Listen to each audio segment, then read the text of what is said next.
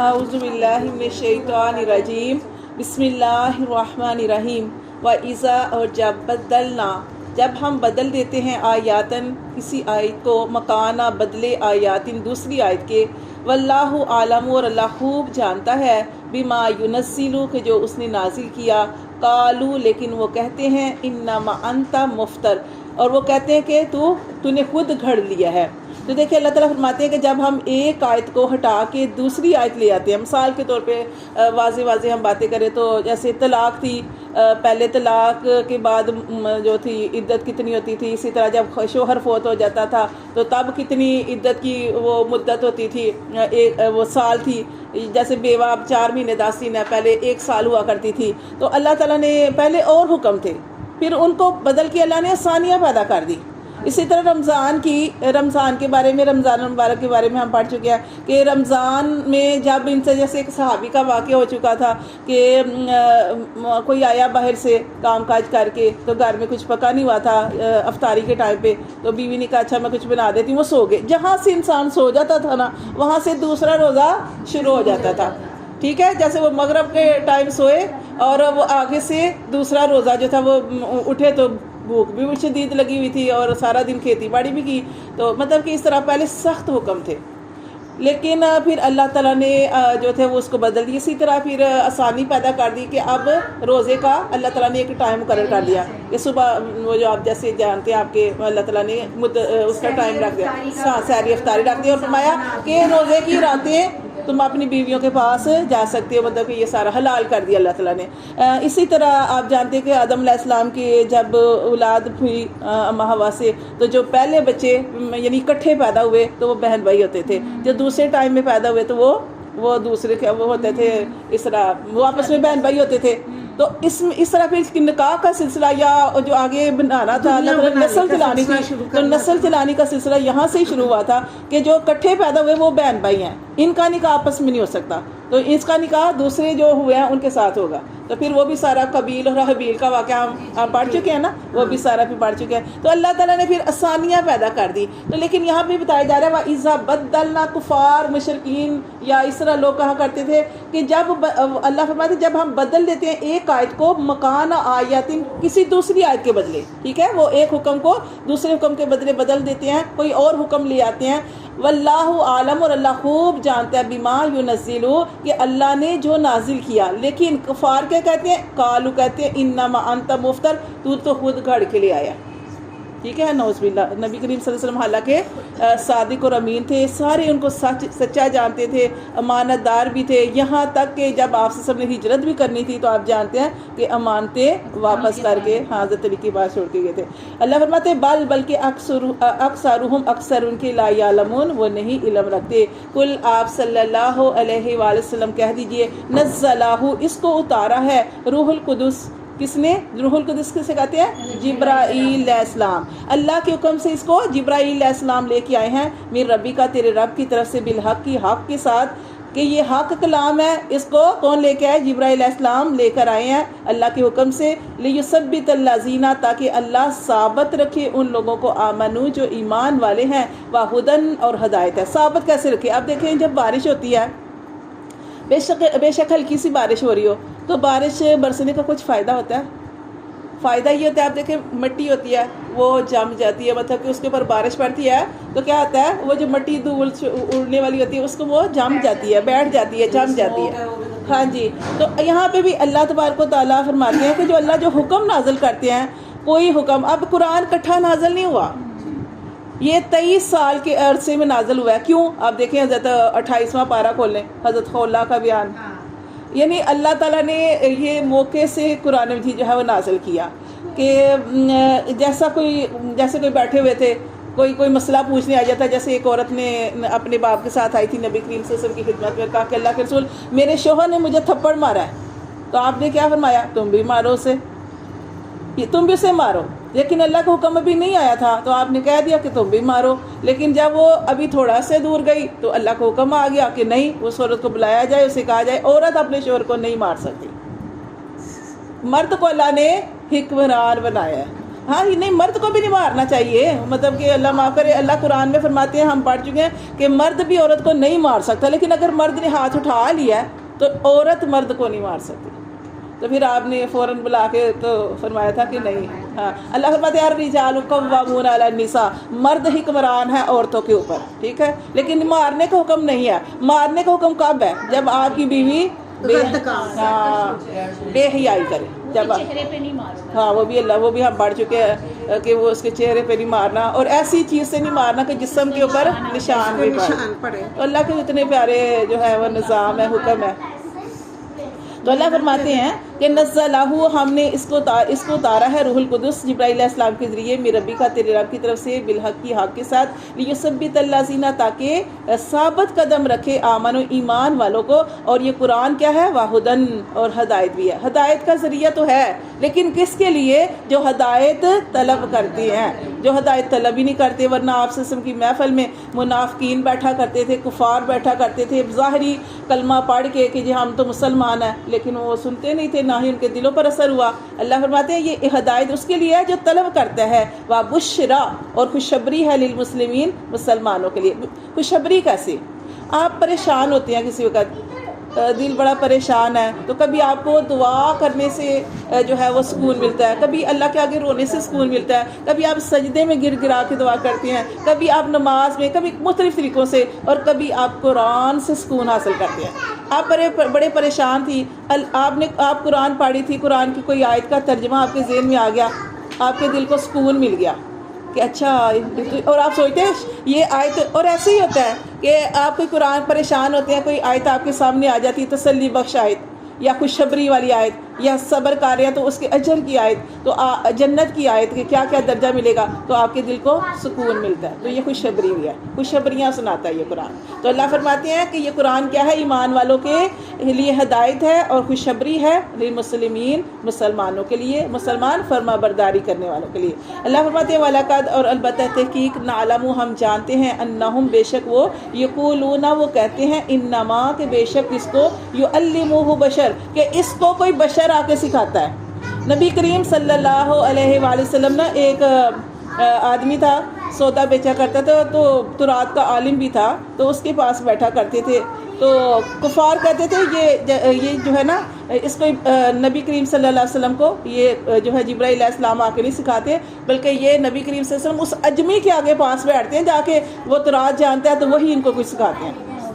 تو اس طرح کی باتیں کرتے تھے۔ اللہ فرماتے ہیں کہ لسان الذی، زبان اس کی وہ جو، یلحدون، جس کے بارے میں وہ الحاد کرتی ہیں۔ الحاد کا کیا مطلب ہے؟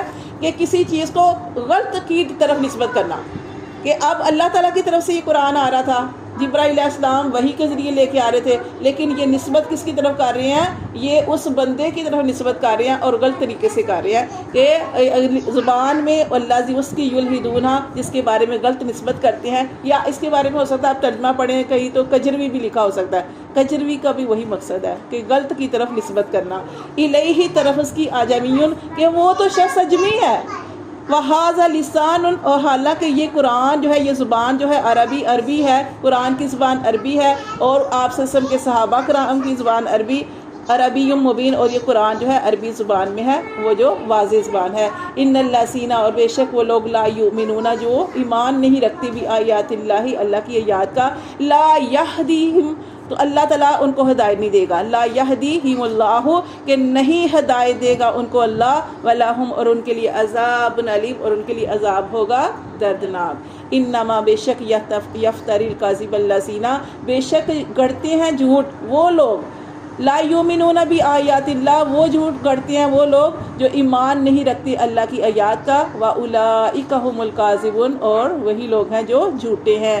من کفر، اور جو منکر ہو جائے، باللہ، اللہ کا، من بعد اس کے، ایمان ہی، ایمان لانے کے بعد، اپنے ایمان لانے کے بعد منکر ہو جائے، کیا کرے؟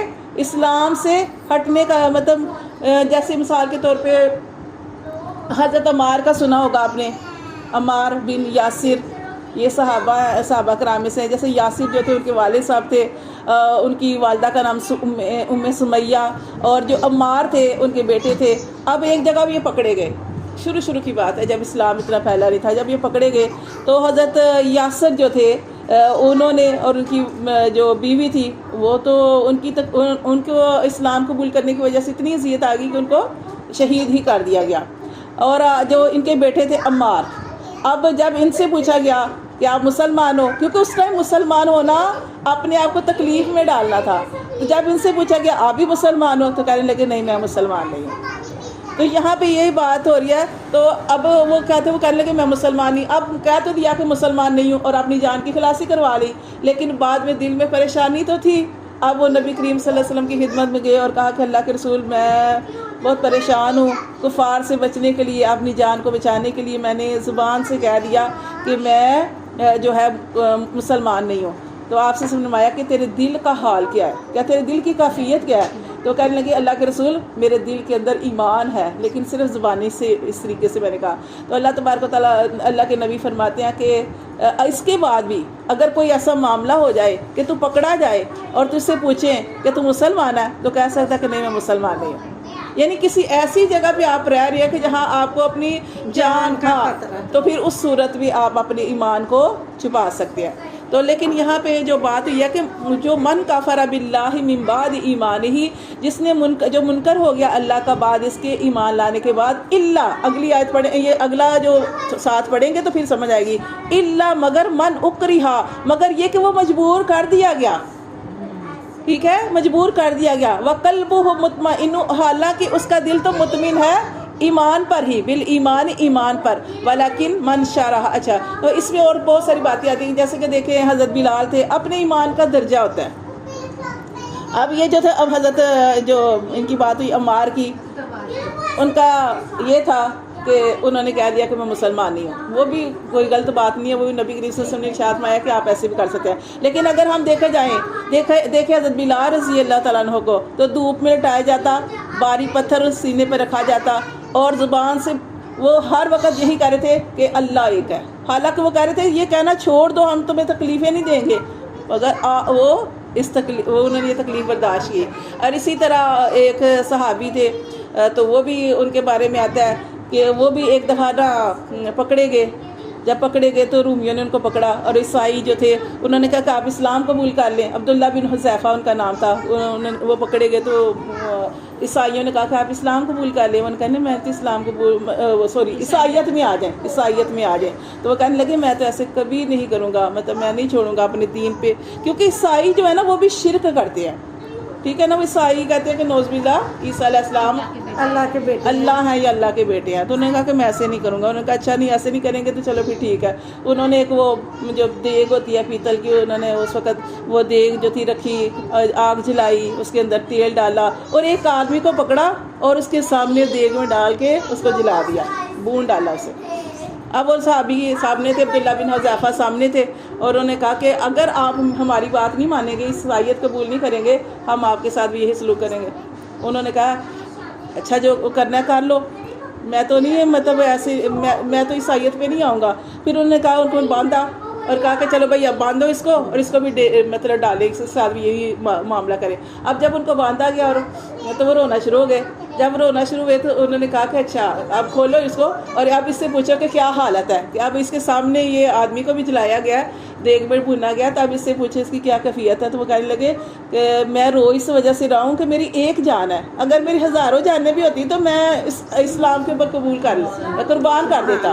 لیکن میں انہوں نے کہا یہ تو بھائی مجنو ہے، اس کو چھوڑ ہی دو. انہوں نے چھوڑ دیا تھا. اس طرح اس طرح کے واقعات جو ہے وہ اس کی زندگی تھی تو وہ بچ گیا. ہاں، لیکن اب ہمارے لیے ہمارے بچے پیدا ہو رہے ہیں، انہیں اسلام کی قدر کیوں نہیں ہے؟ کیونکہ وہ بچے پیدا ہوتے ہیں تو مائیں جو ہوتی ہیں، ہم اپنی گود میں اپنے بچوں کو رہتے تو کلمہ پڑھتے ہیں، نعت پڑھتے ہیں، قرآن پڑھتے ہیں، تو اللہ سے دعائیں کرتے ہیں. ہمارے بچے تو مسلمان ہی پیدا ہوتے ہیں. ہر بچہ ویسے فطرت پہ پیدا ہوتا ہے، لیکن جیسے والدین ہوتے ہیں پھر ویسے بنا دیتے ہیں. اسی طرح بہت ساری تکلیف جو ہے وہ ہمارے شروع میں جب مسلمان ہوتے تھے تو انہیں بہت زیادہ برداشت کرنی پڑتی تھی.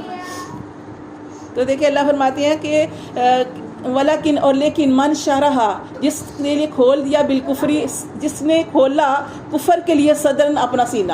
اب ایک ہوتا ہے ہدایت طلب کرنا، ہدایت طلب کرنے سے ملتی ہے، لیکن جو غلط راہ پہ چلا، اور غلط راہ پہ چلنے سے کیا ہوتا ہے، اس کی غلط راہیں کھلتی جاتی ہیں.